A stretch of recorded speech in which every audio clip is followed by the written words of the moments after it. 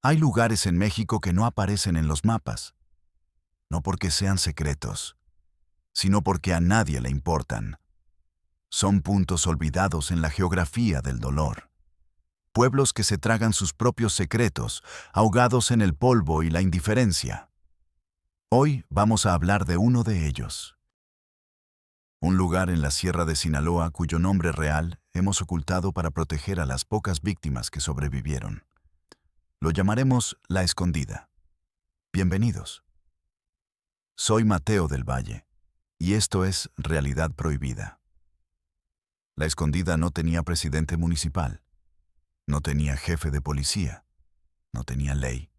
Tenía a los hermanos Rosales, Javier y Armando. Ellos eran la ley, la autoridad, el principio y el fin de todo. Su palabra era el único evangelio que se escuchaba en ese rincón perdido de la sierra. Ellos eran dueños de la tierra, del agua y, como descubriríamos más tarde, de las almas. Esta no es una historia sobre el narco. Es algo mucho más antiguo, más oscuro. Una historia sobre el poder absoluto que corrompe de formas que la mente se niega a comprender. Si crees que la verdad, por más dolorosa que sea, debe ser contada. Si crees que hay que darle voz a los que fueron silenciados, suscríbete. Únete a esta búsqueda. Dale clic al botón. Activa la campana. Porque el silencio, como aprenderemos hoy, también es cómplice. Y el olvido es la peor de las sentencias. Nuestra historia comienza no con un grito, sino con un susurro. El expediente de una joven desaparecida en Culiacán. Sofía, 19 años. Un caso más en un estado acostumbrado a contar ausencias. El archivo estaba destinado a empolvarse en un cajón. Otra carpeta amarilla en una pila de tragedias burocráticas. Pero un hombre no la dejó morir. Ricardo Salas, un periodista joven, recién salido de la universidad, lleno de esa furia ingenua que solo tienen los que todavía creen que pueden cambiar el mundo. Ricardo trabajaba para un pequeño portal de noticias local. Hacía notas de color. Cubría eventos de gobierno. Escribía sobre baches en las calles. Un periodismo inofensivo. Pero en el fondo de su escritorio guardaba la foto de Sofía. Había algo en su mirada que no lo dejaba en paz. Una tristeza que parecía contener una historia que nadie había querido escuchar. Durante meses, Ricardo investigó por su cuenta. En sus horas libres, gastando su propio dinero. Habló con la familia, amigos, vecinos. Todos decían lo mismo. Sofía era una buena chica, callada, reservada. Un día simplemente no volvió a casa. La policía hizo lo de siempre. Preguntas de rutina, un par de rondines.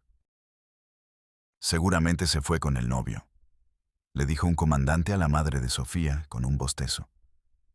El sistema bostezaba ante el dolor, pero Ricardo encontró algo, un pequeño diario, escondido debajo del colchón de Sofía.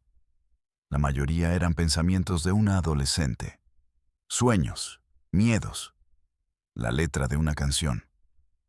Pero en las últimas páginas, algo cambió. La caligrafía se volvía tensa, apresurada. Hablaba de un viaje. Me llevan a La Escondida. Mamá dice que es por mi bien, que allí me van a curar. ¿Curar?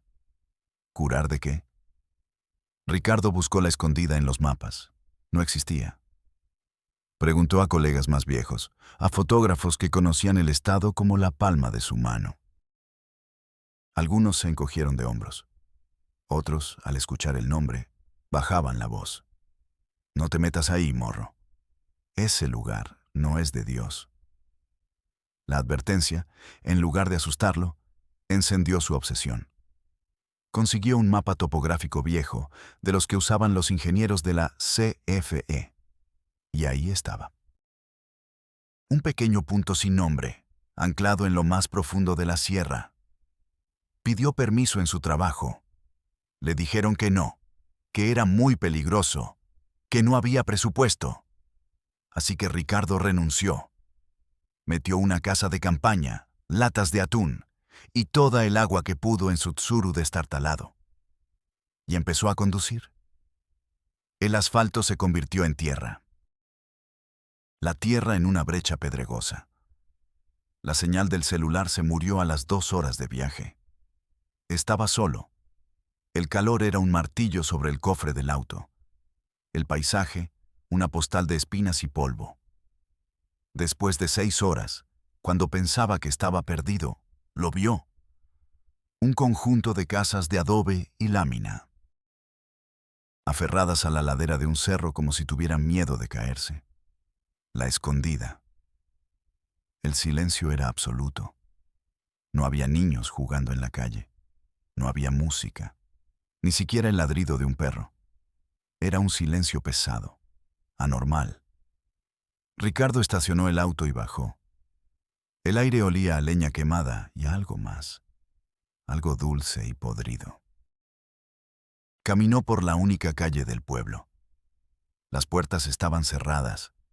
Las ventanas parecían ojos ciegos cubiertos de polvo. Sintió docenas de miradas invisibles clavadas en su nuca. Entró en lo que parecía ser una tienda. Un cuarto oscuro que olía a humedad y a jabón barato. Un hombre viejo, con la piel curtida como el cuero, lo miró sin expresión. Ricardo sacó la foto de Sofía. Buenas tardes. Busco a esta muchacha. ¿La ha visto? El viejo miró la foto. Sus ojos, 2 piedras sin brillo, no se movieron. Negó con la cabeza. Un movimiento lento, casi imperceptible. Ricardo insistió. Se llama Sofía.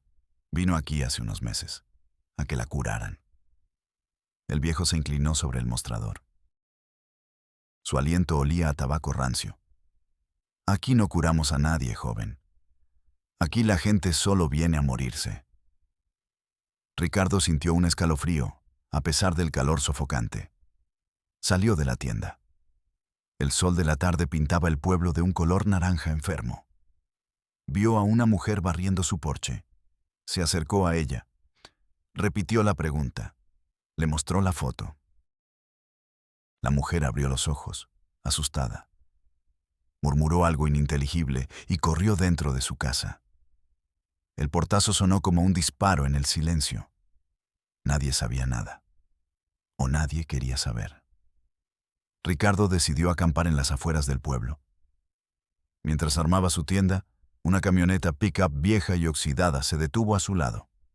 2 hombres bajaron, altos, corpulentos, con la misma mirada vacía que el viejo de la tienda. «¿Qué se le ofrece por acá, amigo?», preguntó el que parecía mayor. La pregunta no era amable. Era una orden disfrazada. «Soy periodista. Estoy buscando a una persona desaparecida». Los hombres intercambiaron una mirada. «Aquí no hay nadie desaparecido», dijo el segundo. «Aquí todos estamos donde debemos estar». Ricardo sintió el sabor metálico del miedo en la boca. «Será mejor que se vaya», continuó el primero. «La noche aquí es traicionera. Y nosotros no nos hacemos responsables por forasteros curiosos». Subieron a la camioneta y se fueron, levantando una nube de polvo que tardó minutos en asentarse.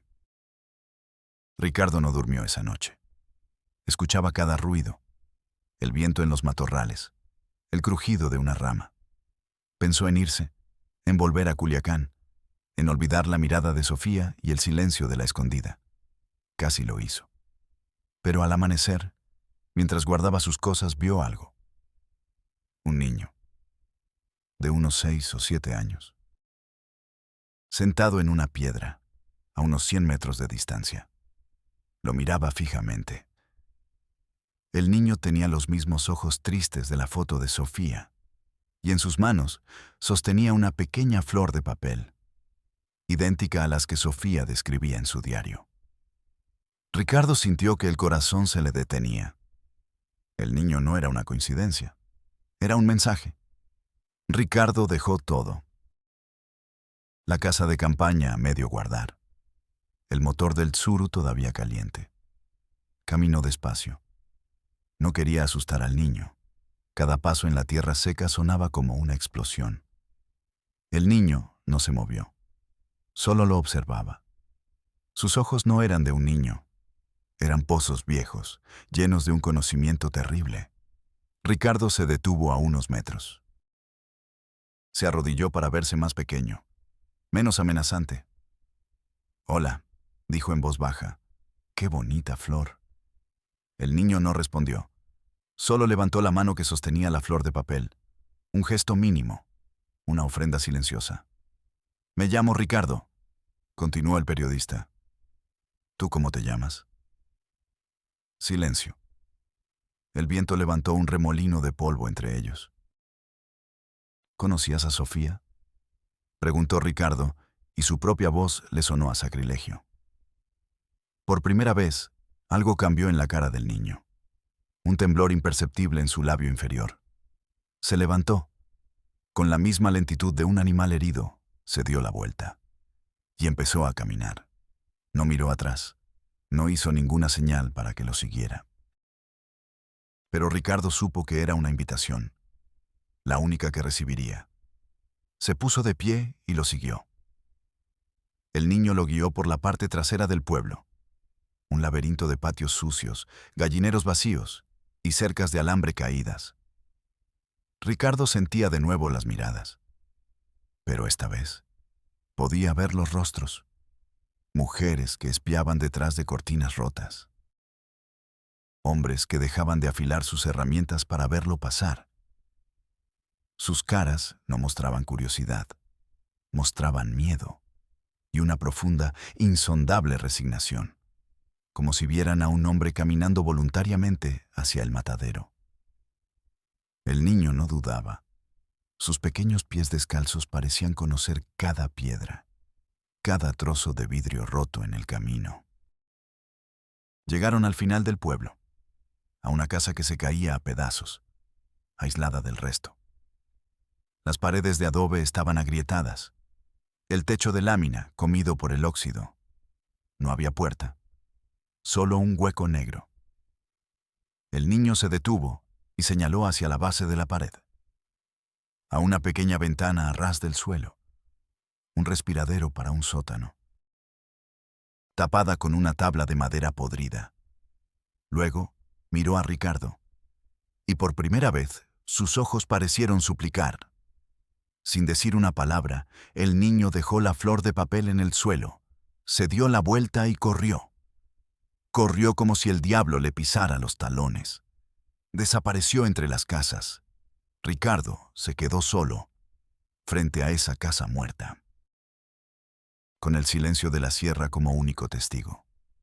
El sol pegaba con fuerza. Ricardo sudaba frío. Se acercó a la pequeña ventana. Un olor nauseabundo escapaba por las grietas de la madera. El olor a encierro. La enfermedad. A desesperanza. Puso la mano en la pared de adobe. Estaba fría a pesar del calor. Una frialdad que venía de adentro. Quiso irse. Subir a su auto y conducir sin parar hasta Culiacán. Entregar la historia a alguien más. A alguien con más experiencia, con más valor. Pero la imagen del niño no se lo permitió. La súplica en sus ojos. La flor de papel abandonada en el polvo. Era una aposta. Una responsabilidad que no podía rechazar. Con la punta de una navaja, forzó la tabla. La madera, podrida por la humedad, cedió con un crujido lastimero. El olor lo golpeó en la cara. Casi vomitó. Se asomó por el hueco. Oscuridad. Sacó su celular y encendió la linterna. El haz de luz cortó las tinieblas y reveló el infierno. Era un sótano de tierra. Húmedo. Pequeño. En una esquina, sobre un colchón cubierto de harapos, había una figura. Bajó por el hueco. Sus pies se hundieron en el suelo blando. El aire era irrespirable. Se acercó. Era una chica. No, una niña. No tendría más de 13 años. Estaba acurrucada en posición fetal. Sus ojos, enormes y vacíos, lo miraron sin verlo. Estaba terriblemente delgada. Sus huesos se marcaban bajo una piel pálida y sucia. Una cadena de metal oxidado salía de un grillete en su tobillo y se perdía en la oscuridad de la pared. Ricardo sintió que las piernas le fallaban. El horror era una cosa física. Una garra que le apretaba el estómago. Alrededor de la niña, en el suelo, había docenas de flores de papel, idénticas a la de Sofía, a la del niño, un jardín macabro en medio de la podredumbre. «Hola», susurró Ricardo. Su voz era un hilo tembloroso. La niña se encogió. Un gemido animal escapó de su garganta. No era Sofía. Ricardo apuntó la luz del celular a la pared encima de ella. Había nombres arañados en el adobe. Sofía, Elena, Marisol, Lucía, Ana. Una lista, una lápida colectiva. Comprendió. Esto no era la búsqueda de una persona desaparecida. Era el descubrimiento de un cementerio de almas vivas. La Escondida no era un pueblo, era una trampa. Un lugar donde las niñas no desaparecían, sino que eran coleccionadas. Ricardo se tambaleó hacia atrás. Tropezó con algo. Una cubeta de plástico. El retrete. El olor lo ahogó. Se apoyó contra la pared opuesta. La humedad se filtró por su camisa. Su mente no podía procesarlo. ¿Quién? ¿Por qué? La respuesta llegó en forma de un ruido. Arriba, en la casa, el crujido de la madera del piso. Alguien había entrado. Pasos, lentos, pesados. Ricardo apagó la linterna del celular. La oscuridad se lo tragó de nuevo. Contuvo la respiración. Su corazón latía tan fuerte que temía que lo escucharan desde arriba. Los pasos se detuvieron justo encima del sótano. Luego, el sonido de una tranca. Un cerrojo pesado que se corría. Ricardo lo entendió en un instante helado. No estaban en la casa, estaban abriendo la puerta del sótano. Una puerta que él no había visto. Oculta en el techo. Estaba atrapado. En la guarida del monstruo. Con una de sus víctimas. Y el monstruo volvía a casa. La luz del día se coló por una rendija que se abría en el techo. Una silueta se recortó contra el cielo azul. Una silueta grande. La misma silueta que lo había amenazado junto a su auto el día anterior. Era uno de los hermanos. Uno de los dueños de la Escondida. El hombre empezó a bajar por una escalera de madera. Y en su mano traía un plato de comida. Y una flor de papel recién hecha. El instinto de Ricardo gritó: «¡Corre!». Pero no había dónde correr. El sótano era una tumba de tierra. Él era un intruso. Un testigo que no debía existir. Se apretó contra la pared más oscura. Intentó hacerse invisible, dejar de respirar. El hombre bajó el último escalón. Era Armando Rosales, el menor de los hermanos. Pero no había nada de menor en su presencia. Era una montaña de músculos y silencio. No pareció notar a Ricardo. O quizás la oscuridad del sótano era tan familiar para él que no necesitaba mirar.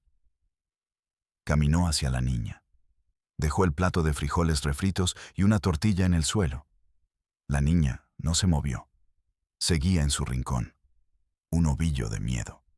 Armando se puso en cuclillas. No la tocó. Solo dejó la flor de papel junto a las otras. «Te traje una nueva», dijo.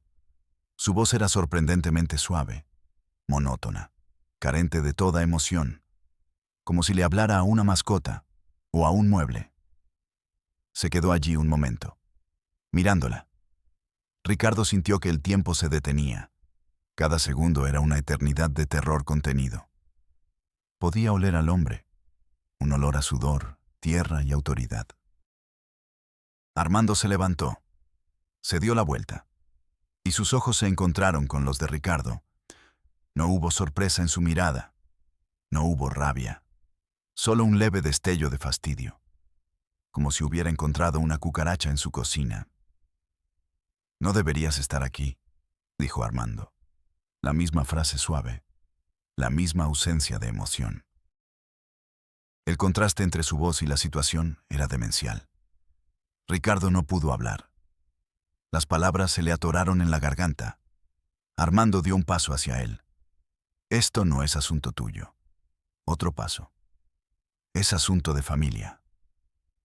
Ricardo retrocedió, pegándose más a la pared húmeda. Su mente buscaba una salida, un arma, algo. No había nada, solo tierra. Y desesperación. «Por favor», logró balbucear Ricardo. «Ella necesita ayuda». Una sonrisa casi imperceptible se dibujó en la cara de Armando. «Nosotros la ayudamos. La cuidamos, le damos un hogar». Su lógica era tan retorcida, tan ajena a la razón, que Ricardo sintió vértigo. «Esto es un secuestro», dijo, intentando que su voz sonara firme. «Es un crimen». Armando ladeó la cabeza, como un animal curioso. «Crimen», repitió. «¿Aquí? Aquí no hay crimen. Aquí hay orden. Nuestro orden». Levantó una mano enorme, callosa. Ricardo se encogió, esperando el golpe. Pero el golpe no llegó. Armando solo señaló hacia la escalera. «Vete». La palabra fue una orden, no una oferta. Ricardo no lo podía creer. ¿Lo dejaba ir? ¿Así de fácil? «Vete», repitió Armando. «Y no vuelvas. Olvida este lugar. Olvida lo que viste». Ricardo miró a la niña encadenada. Sus ojos vacíos, su cuerpo consumido. Irse era sentenciarla. Quedarse era morir. Tomó la única decisión que podía tomar. La decisión de un cobarde que quería vivir para luchar otro día. Pasó junto a Armando.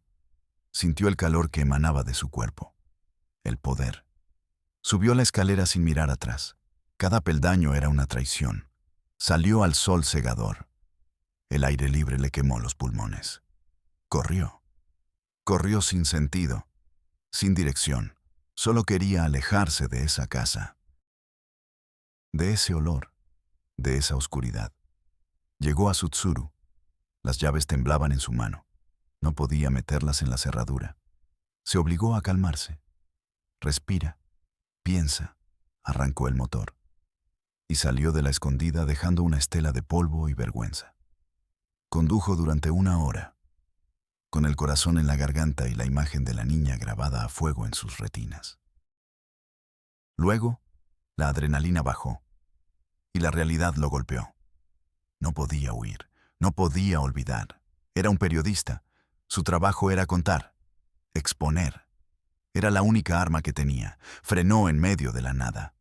Se dio cuenta de que no tenía plan. No podía ir a la policía local. Los Rosales eran la ley.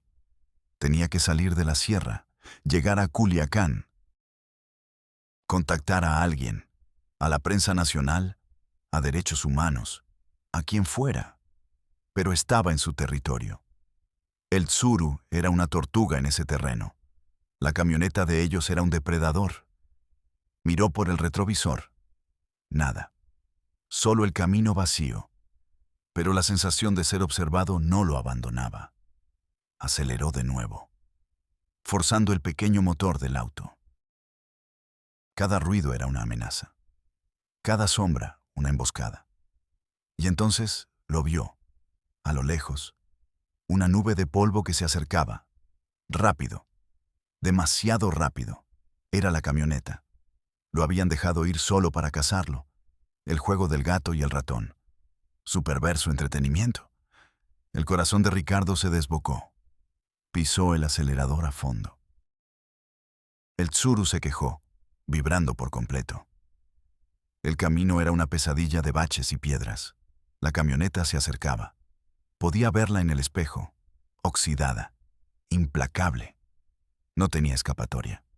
Lo iban a alcanzar, a sacar del camino.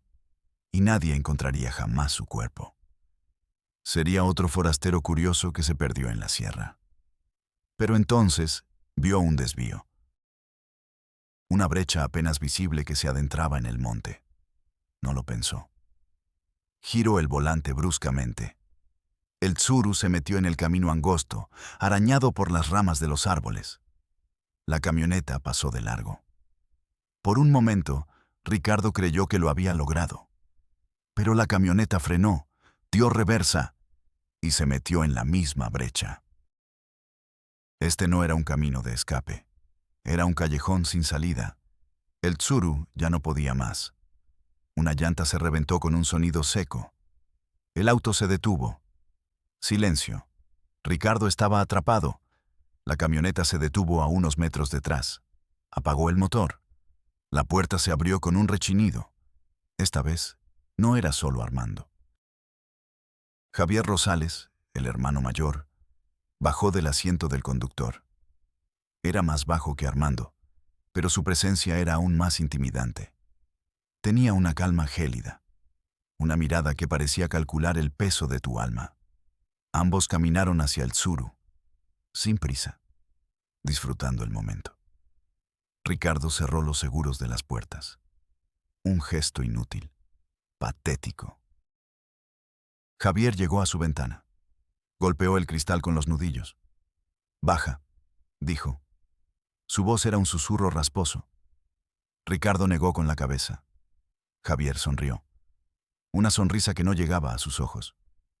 «No te pregunté».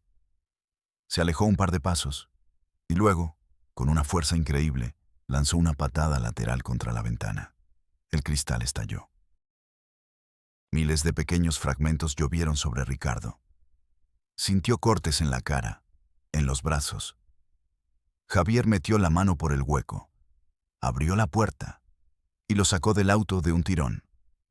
Ricardo cayó al suelo. Armando lo levantó como si fuera un muñeco de trapo. Lo sostuvo mientras Javier lo miraba. «Te dimos una oportunidad», dijo Javier. «Nos gusta ser justos, pero la curiosidad es una enfermedad, y nosotros somos la cura». Ricardo intentó hablar. «Hay más niñas, lo sé, Sofía». La mención del nombre pareció romper algo en la calma de Javier. Su rostro se contrajo en una mueca de ira. «Algunas cosas», siseó, «no se deben nombrar». Le hizo una señal a Armando. Y entonces, el mundo de Ricardo se volvió negro. No fue un golpe, fue una presión, una mano enorme cubriendo su boca y su nariz. Luchó, pateó, pero era inútil. El aire se escapaba de sus pulmones. Manchas de colores bailaban frente a sus ojos. Y lo último que escuchó fue la voz susurrante de Javier. «Ahora eres parte de la escondida. Ahora, tú también eres nuestro secreto». El poder no nace, se construye, ladrillo a ladrillo, silencio a silencio, miedo a miedo. El imperio de los hermanos Rosales en la escondida no se levantó en un día. Se fermentó durante generaciones, como un veneno que se destila lentamente. Para entender el monstruo, hay que volver a la cuna. Hay que entender al padre, don Eladio Rosales. Eladio no era de la escondida. Llegó en los años 70. Un forastero con las manos vacías y los ojos llenos de ambición. El pueblo era entonces solo un puñado de familias, campesinos que sembraban maíz y amapola en las faldas de la sierra. Vivían bajo la ley de otro hombre, un cacique local que los explotaba. Eladio vio una oportunidad. No desafió al cacique de frente. Fue paciente, trabajó, se ganó la confianza de la gente, les prestaba dinero, los ayudaba en las cosechas. Se casó con la hija de una de las familias más antiguas, echó raíces, y mientras tanto, tejía su red. Un día, el cacique amaneció muerto en su cama. Nadie preguntó nada. En la sierra, las muertes repentinas son parte del paisaje. Eladio no tomó su lugar. No de inmediato. Solo llenó el vacío de poder. Se convirtió en el mediador, en el consejero, en el hombre que resolvía los problemas. Su palabra se convirtió en ley. Su justicia, en la única justicia. La gente le estaba agradecida. Lo veían como un salvador. No entendían que solo habían cambiado de amo. Eladio tuvo 2 hijos, Javier y Armando. Y desde el principio, supo que no eran como los demás niños. Había en ellos una frialdad, una falta de empatía que lo perturbaba incluso a él. No jugaban, observaban. No reían, calculaban. Javier, el mayor, era la mente, silencioso, analítico. Podía pasar horas mirando una colonia de hormigas, estudiando cómo se movían, cómo se dominaban unas a otras. Armando, el menor, era la fuerza. Un niño grande y torpe que no parecía conocer su propia brutalidad, rompía sus juguetes sin querer. Lastimaba a los animales sin malicia aparente. Simplemente no entendía el concepto de dolor en los otros. Eladio intentó corregirlos, con cintarazos, con castigos, pero solo logró que se volvieran más reservados, más secretos. Aprendieron a ocultar su verdadera naturaleza, a fingir normalidad. El pueblo los veía como los hijos del patrón. Niños raros, solitarios, pero inofensivos. El primer incidente ocurrió cuando Javier tenía 14 años y Armando, 12. Una prima lejana vino a pasar el verano, una niña de la ciudad, inocente, confiada. Se hizo amiga de ellos, o eso creía ella. Una tarde, fueron a nadar al río. La niña no regresó. Dijeron que se había resbalado, que la corriente se la había llevado. El pueblo buscó el cuerpo durante días. Nunca lo encontraron. Eladio miró a sus hijos a los ojos. Buscó una señal, un temblor, una pizca de culpa. No encontró nada, solo 2 pares de ojos vacíos que le devolvían la mirada. Esa noche, Eladio entendió. No había criado hijos, había creado depredadores. Y tuvo miedo. Por primera vez en su vida, el hombre que controlaba todo un pueblo sintió miedo de su propia sangre. A medida que crecían, el control de los hermanos sobre la escondida se hizo más evidente. Empezaron a tomar lo que querían: tierras, cosechas, animales. Nadie se atrevía a decirles que no. El miedo al viejo Eladio se había transformado en un terror nuevo hacia sus hijos. Eladio envejecía. Su poder se desvanecía y veía cómo sus hijos lo usurpaban, no con una rebelión abierta, sino con una lenta y silenciosa toma de control. Decidían quién sembraba, quién cosechaba, quién vivía y quién se iba. El pueblo se convirtió en su tablero de juego personal. Las familias empezaron a enviar a sus hijas fuera, a Culiacán, a Mazatlán, a cualquier lugar lejos de la mirada de los Rosales. Pero los hermanos eran listos. Se dieron cuenta y empezaron a ofrecer protección. El mundo de afuera es peligroso, decía Javier en las reuniones del pueblo. Hay crimen, violencia. Aquí están seguras. Nosotros las cuidaremos. Era una oferta que no se podía rechazar. Y así comenzó la colección. No empezó con cadenas y sótanos. Empezó de forma sutil, con la excusa de educarlas, de enseñarles oficios. Reunían a las niñas y adolescentes en una de sus propiedades, la Casa Grande. Les prohibían salir. Las aislaban de sus familias. Les decían que era por su propio bien. Las familias, paralizadas por el miedo, aceptaban. Esperaban que, cumpliendo, el monstruo se aplacara. Pero el monstruo nunca se aplaca. Solo exige más. Dentro de la Casa Grande, Javier y Armando crearon su propio universo. Un reino perverso con sus propias reglas. Javier era el dios, el legislador. Imponía castigos por la más mínima desobediencia. Una mirada desafiante, una palabra fuera de lugar. Armando era el verdugo, el ejecutor silencioso de las sentencias de su hermano. Las niñas vivían en un estado de terror constante. Pero el horror tenía otra capa, más profunda, más retorcida. Javier no buscaba únicamente poder. También anhelaba algo distinto. La idea de formar lo que él consideraba una familia perfecta, una descendencia que sintiera como propia. Impuso a las muchachas dinámicas de convivencia que incluían vínculos entre ellas, con él y con su hermano. Una raza de seres superiores nacidos y criados en la escondida, bajo su control absoluto. Las niñas que quedaban embarazadas eran tratadas como realeza, temporalmente. Si el bebé nacía sano, era apartado de la madre y criado en otra parte de la propiedad. Adoctrinado desde el nacimiento en el culto a los rosales. Si el bebé nacía con problemas, o si la madre se rebelaba, desaparecían. Sofía, la chica del diario, no fue la primera. Fue una de tantas. Ella había logrado enviar un mensaje al exterior. Una pequeña nota a través de un jornalero. Una súplica desesperada que llegó a su familia. Su familia, en Culiacán, no entendió la gravedad.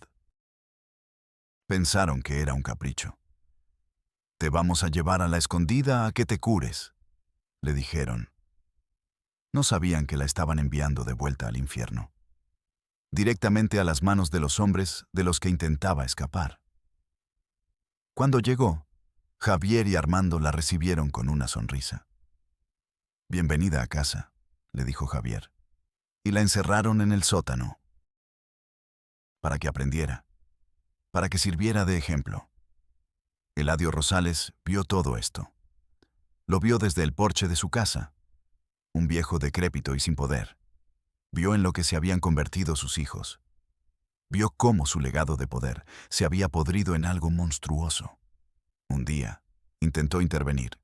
Habló con Javier, le suplicó, le dijo que esto estaba mal, que era una abominación. Javier lo escuchó con paciencia, con esa calma aterradora. «Tú nos enseñaste, padre», le dijo. «Nos enseñaste que el poder es la única verdad, que un hombre toma lo que quiere. Nosotros solo estamos llevando tu lección a su conclusión lógica». Esa noche, Eladio Rosales murió, oficialmente, de un ataque al corazón. Nadie dudó de la versión de los hermanos.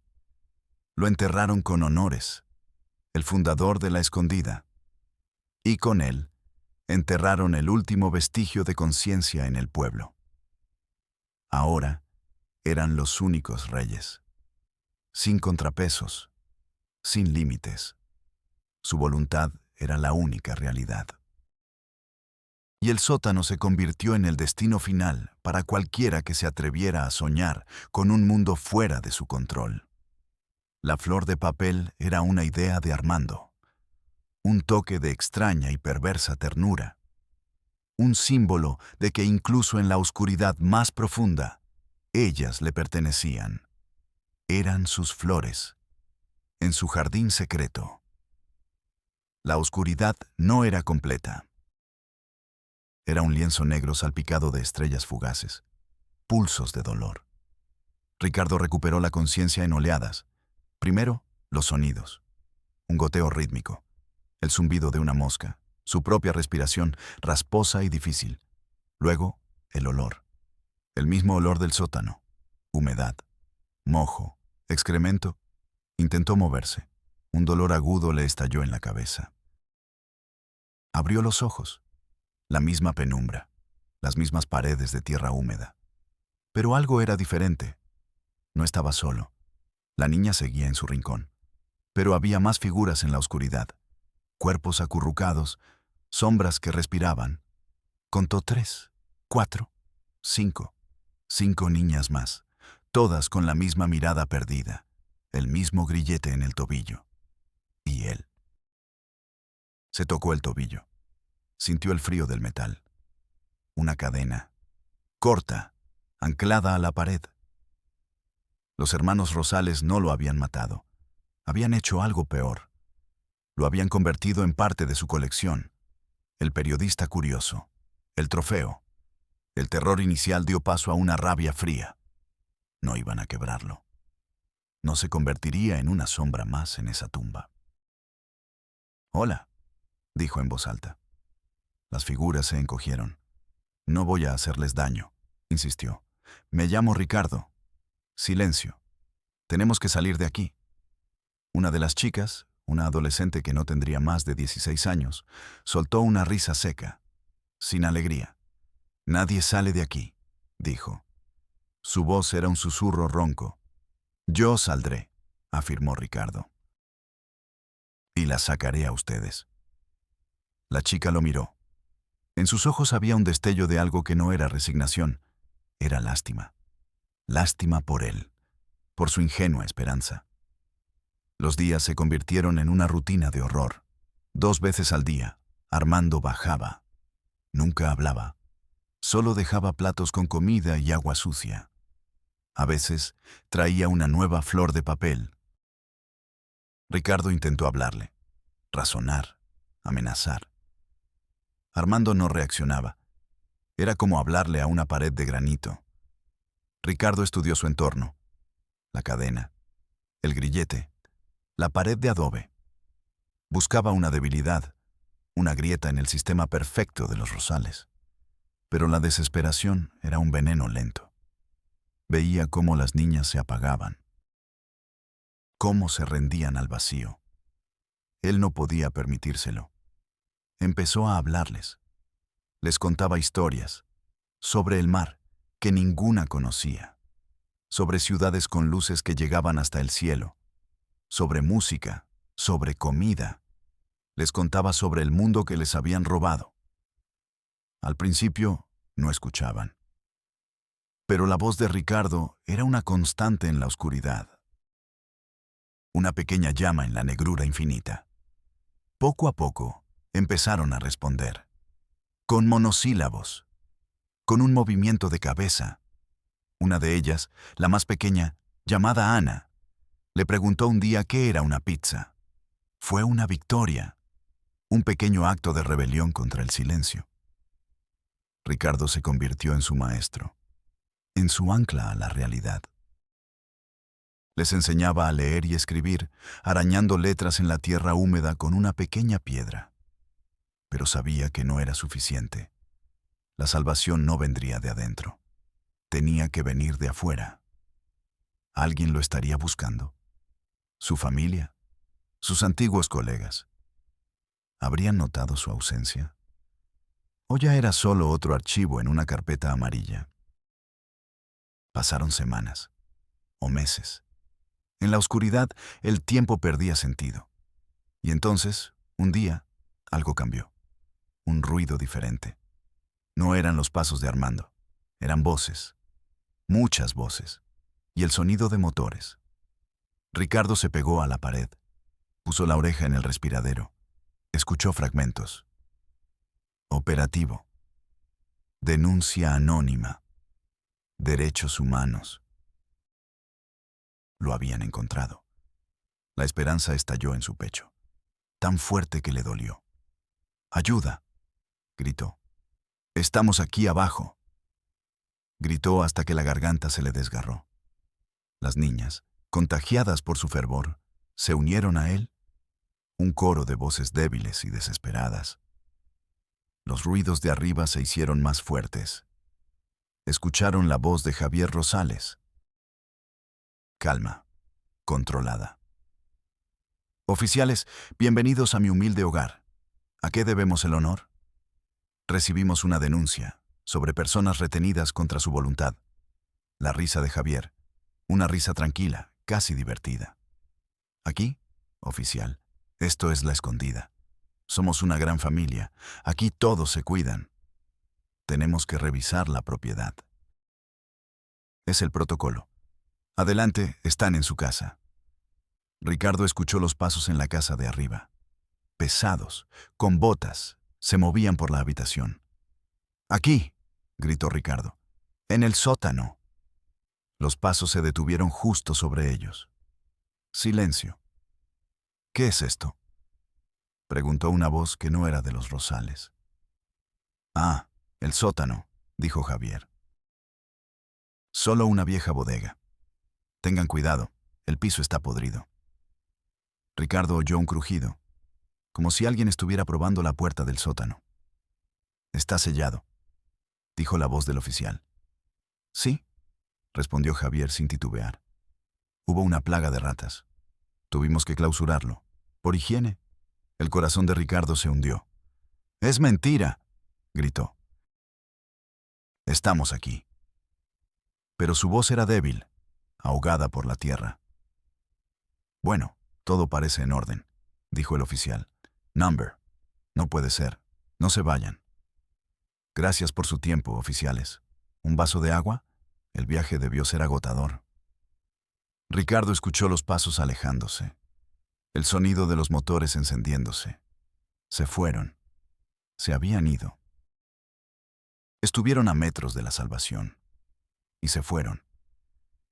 El silencio que quedó después fue peor que cualquier grito. Era el silencio del abandono, de la complicidad, de un sistema diseñado para no encontrar nada. Las niñas lloraban, sollozos ahogados, sin esperanza. Ricardo no lloró. Sintió algo más frío, más duro: el odio. Esa noche, Javier Rosales bajó al sótano. No Armando, Javier. Era la primera vez que lo hacía. Se paró en medio del cuarto. Miró a Ricardo. «Tuviste suerte», dijo. «Tus amigos de la ciudad hicieron mucho ruido. Pero el ruido se apaga. El dinero habla más fuerte. Y aquí, en mi tierra, mi voz es la única que importa». Se agachó frente a Ricardo. Sus ojos eran como dos fragmentos de hielo. «Te voy a enseñar una lección sobre el silencio, sobre el poder real. Vas a ver cómo funciona el mundo de verdad». Al día siguiente, llevaron a Ricardo a Culiacán, no como un hombre liberado, sino como un prisionero. Lo entregaron a la policía municipal, con una historia preparada. Lo encontramos en la sierra, delirando. Decía cosas sin sentido. Creemos que consumió algún hongo, o que el sol le afectó. Pobre muchacho. Necesita ayuda psiquiátrica. Ricardo fue llevado a una oficina. Un hombre con traje, un burócrata de alto nivel, lo esperaba. El hombre ni siquiera lo miró. Estaba firmando papeles. Ricardo intentó explicar. Hay niñas, encadenadas, en la escondida. Los hermanos Rosales. El burócrata levantó la vista, con aburrimiento. «Joven Salas», dijo, leyendo su nombre de un archivo. «Tenemos el informe de los oficiales. No encontraron nada». «No buscaron», insistió Ricardo. «Están comprados. Javier Rosales». El hombre levantó una mano. «Mire, tenemos dos opciones. Podemos procesarlo por allanamiento de morada en propiedad privada y difamación. El señor Rosales es un miembro respetado de su comunidad. O podemos aceptar la versión de que usted tuvo una crisis nerviosa, un episodio psicótico. Lo internamos un par de semanas en el hospital estatal, se recupera y todos olvidamos este desafortunado incidente». Ricardo lo miró, la sonrisa cínica, la mirada vacía. El sistema no era ciego, era cómplice. «¿Qué le dieron?», preguntó Ricardo. El hombre frunció el ceño. «Disculpe». «Los Rosales». «¿Qué le dieron? ¿Dinero? ¿Favores?». El burócrata suspiró. Se recargó en su silla de cuero. «Joven, usted ve el mundo en blanco y negro, pero la realidad está llena de grises. Los Rosales mantienen la paz en esa zona, una paz que al gobierno le costaría millones mantener. A veces hay que aceptar ciertos arreglos por un bien mayor. El bien mayor». Ricardo sintió náuseas. El bien mayor eran las vidas de esas niñas. sacrificadas en el altar de la conveniencia política. Lo llevaron al hospital psiquiátrico, un edificio gris y deprimente. Le quitaron su ropa, sus pertenencias. Le dieron un uniforme y lo encerraron en un cuarto con paredes acolchadas. Le inyectaron sedantes para calmarlo, decían las enfermeras. Pero Ricardo sabía la verdad. Era para silenciarlo, para convertir su verdad en el delirio de un loco. Pasó días en una neblina química, pero en los momentos de lucidez, planeaba. No se iba a rendir. Fingió tomarse los medicamentos. Fingió mejorar. Habló con los terapeutas. Les dijo lo que querían oír, que estaba confundido, que se había perdido, que había imaginado cosas. Y un día funcionó. Le dieron el alta, con una receta de antipsicóticos y una advertencia. No se acerque a la sierra, joven. No es un lugar para usted. Ricardo salió del hospital. No tenía dinero. No tenía teléfono. No tenía nada. Solo tenía una historia. Una historia tan monstruosa que nadie la creería. Y una determinación de acero forjada en la oscuridad de un sótano. Ya no era el periodista ingenuo que buscaba la verdad. Era un sobreviviente. Un fantasma con una sola misión: hacer que el mundo escuchara los gritos de la escondida. Caminó hasta las oficinas del único periódico nacional que tenía corresponsalía en Culiacán. Entró. Una recepcionista lo miró con desdén. Su ropa sucia, su barba de semanas. Tengo una cita con Carmen Mendoza, mintió. Era el nombre de la corresponsal de investigación más famosa del país. Su única esperanza. La recepcionista dudó. Espere aquí. Minutos después, una mujer de unos 50 años, con una mirada inteligente y cansada, salió a la recepción. Era Carmen Mendoza. Miró a Ricardo de arriba abajo. No tengo ninguna cita con usted, dijo. Por favor, suplicó Ricardo. Solo deme 10 minutos. Tengo una historia que va a cambiarlo todo. Carmen suspiró. Probablemente escuchaba esa frase 10 veces al día. Estoy ocupada. Se trata de los hermanos Rosales, dijo Ricardo. El nombre la detuvo. La expresión de Carmen cambió. Pasa a mi oficina, dijo. Y por primera vez en meses, Ricardo sintió que una puerta no se cerraba. Se abría. La oficina de Carmen Mendoza era un caos de papeles, libros y tazas de café vacías. Era el santuario de una mujer que vivía para su trabajo. Ricardo se sentó y empezó a hablar. No paró durante 2 horas. Vació todo.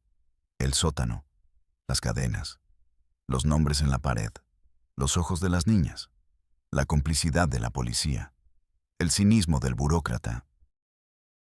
Carmen escuchó. No lo interrumpió. Su rostro, al principio escéptico, se fue transformando. Indignación, furia. Cuando Ricardo terminó, se quedó en silencio. Se levantó y miró por la ventana. Les he seguido la pista a los Rosales durante años, dijo sin voltear. Sabía que eran caciques, sabía que eran brutales. Pero esto... Su voz se quebró por un instante. Esto es un nivel de maldad que no podía imaginar. Se dio la vuelta. Sus ojos brillaban con una intensidad feroz. Le creo, Ricardo. Esas 3 palabras fueron como un bálsamo para el alma herida del joven periodista. Pero mi palabra y la suya no son suficientes, continuó Carmen. El sistema ya demostró que puede hacerlo desaparecer a usted y a la historia. Necesitamos pruebas irrefutables. Necesitamos una víctima que hable, un testigo que no puedan desacreditar. Ricardo pensó en las niñas del sótano, aterrorizadas, rotas. No hablarán, dijo. Tienen demasiado miedo. Entonces tenemos que encontrar a alguien que ya escapó. replicó Carmen. Si hay un sótano, si hay una lista de nombres, significa que el sistema no es perfecto. Alguien debió huir. Alguien debe vivir con ese secreto. Empezaron a trabajar juntos. Carmen usó sus contactos, sus fuentes. Revisaron archivos de personas desaparecidas de la última década. Cientos de nombres. Cientos de tragedias olvidadas. Buscaban un patrón. Chicas jóvenes, de zonas rurales, con alguna conexión, por lejana que fuera, con la región de la Escondida. Días de trabajo frustrante. Noches sin dormir. La burocracia era un muro. Cada archivo que solicitaban tardaba días en llegar. O llegaba incompleto. El sistema se protegía a sí mismo. Pero Carmen era experta en derribar muros, y Ricardo tenía la memoria de los nombres arañados en la pared del sótano.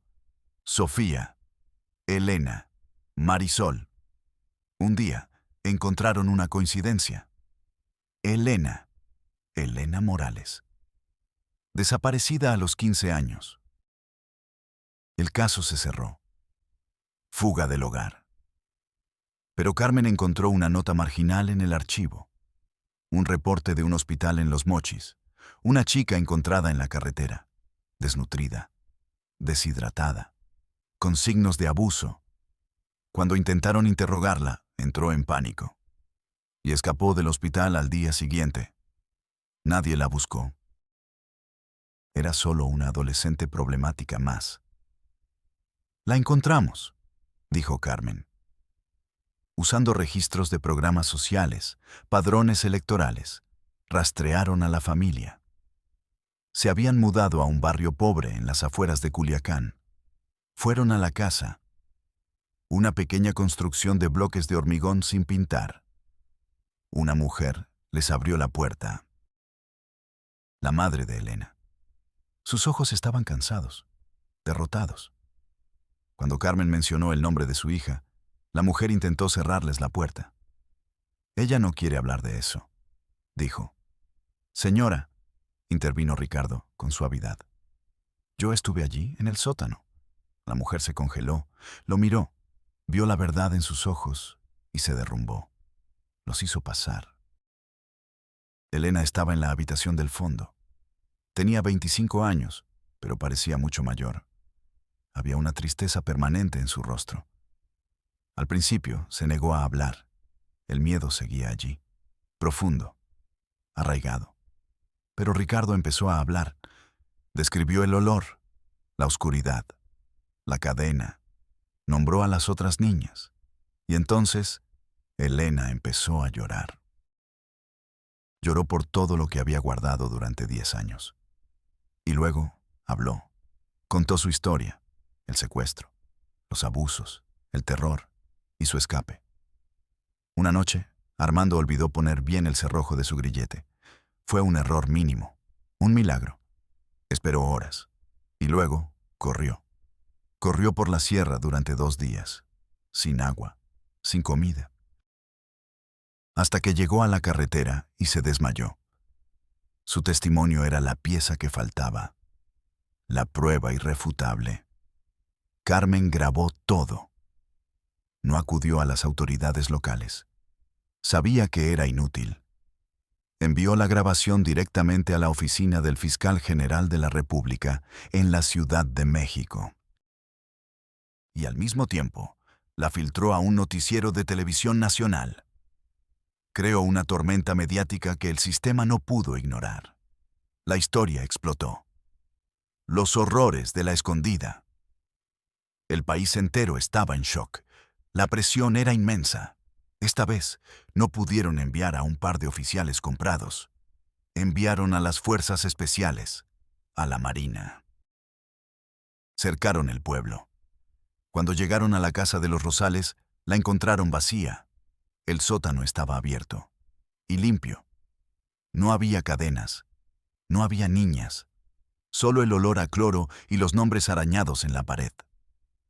Los hermanos Rosales habían huido y se habían llevado a las prisioneras. La operación parecía un fracaso. La prensa acusó al gobierno de incompetencia, de haberles dado tiempo para escapar. Pero Ricardo conocía a los Rosales. Conocía la arrogancia de Javier. No huirían lejos. La Escondida era su reino. No lo abandonarían fácilmente. No han salido de la sierra, le dijo a los comandantes de la marina. Están escondidos, esperando a que se vayan. Usando los mapas topográficos y su conocimiento del terreno, Ricardo señaló posibles escondites, cuevas, campamentos madereros abandonados. Durante una semana, los marinos peinaron la sierra y finalmente los encontraron en una vieja mina abandonada. No hubo un tiroteo espectacular. Los Rosales se rindieron sin oponer resistencia. Usando los mapas topográficos y su conocimiento del terreno, Ricardo señaló posibles escondites, cuevas, campamentos madereros abandonados. Durante una semana, los marinos peinaron la sierra y finalmente los encontraron en una vieja mina abandonada. No hubo un tiroteo espectacular. Los Rosales se rindieron sin oponer resistencia. El rescate fue solo el principio de otro calvario. La reintegración a un mundo que no conocían. La lucha contra los traumas. Muchas nunca se recuperaron del todo. Los hermanos Rosales fueron llevados a juicio. El caso fue un circo mediático. Sus abogados argumentaron que todo era una tradición local, un malentendido cultural, que las niñas estaban allí por voluntad propia. Pero el testimonio de Elena, y ahora el de Ricardo, era demasiado poderoso. Fueron condenados. Cadena perpetua, sin posibilidad de libertad condicional. En la sala del tribunal, Javier Rosales nunca miró a Ricardo. Mantuvo su calma helada hasta el final, como si todo fuera solo un contratiempo en sus planes. La Escondida se convirtió en un pueblo fantasma. La gente se fue, avergonzados de su silencio, de su complicidad. La tierra, antes fértil, se secó, como si la maldad de los Rosales la hubiera envenenado para siempre. Ricardo Salas no volvió a ser el mismo. Ganó premios por su reportaje. Se convirtió en un periodista de renombre. Pero la oscuridad del sótano nunca lo abandonó del todo. A veces, por la noche, todavía sentía el frío del metal en su tobillo. Y veía los ojos vacíos de las niñas que no pudo salvar a tiempo. Los nombres en la pared. La historia de la Escondida es una herida abierta en la conciencia de México. Un recordatorio brutal de que el mal no siempre lleva cuernos y cola. A veces, lleva el rostro de un miembro respetado de la comunidad. A veces, se esconde a plena vista, protegido por el muro de nuestra propia indiferencia. Y nos obliga a preguntarnos, ¿cuántas escondidas más existen en los rincones olvidados de nuestro país?